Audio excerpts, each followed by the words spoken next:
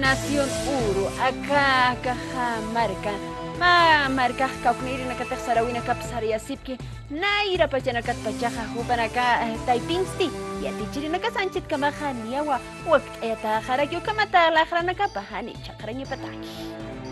Bolivia marcanja, huelja naciones indígenas, utjipansti, ukataipinja, naciones urus, ukan cascataina, uxatoquetja, Lorenzo Indacolque, Malku Hilarata, Irperejanaist Oerkiwa, Kimsacasta Utayatap Hatapatja, Urus marcachina caja, Bolivianja, Ukatmainiri Casti, Perú, Marcan Caraquiwa.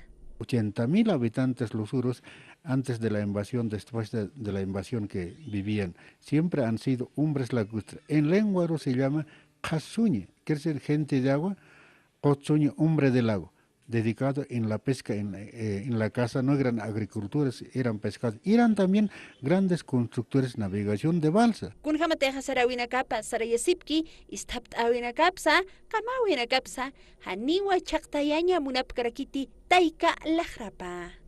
Yo tengo ahorita casi 70 años, yo soy el mayor de los urusiruito, y entonces esta lengua estaba conservado, como es en estos libros que vemos, estaba bien archivado, documentado, y esta lengua que no perta de los urusiruito como de los uruchipay.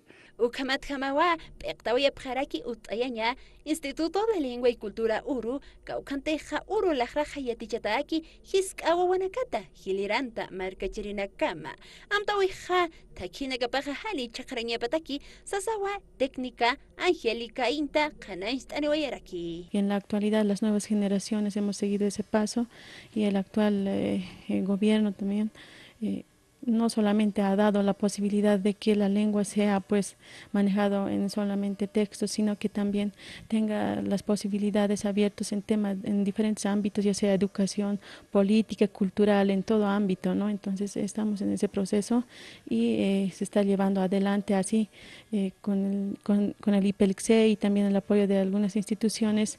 Desde el año pasado se está llevando los cursos en Iruitur, ¿no?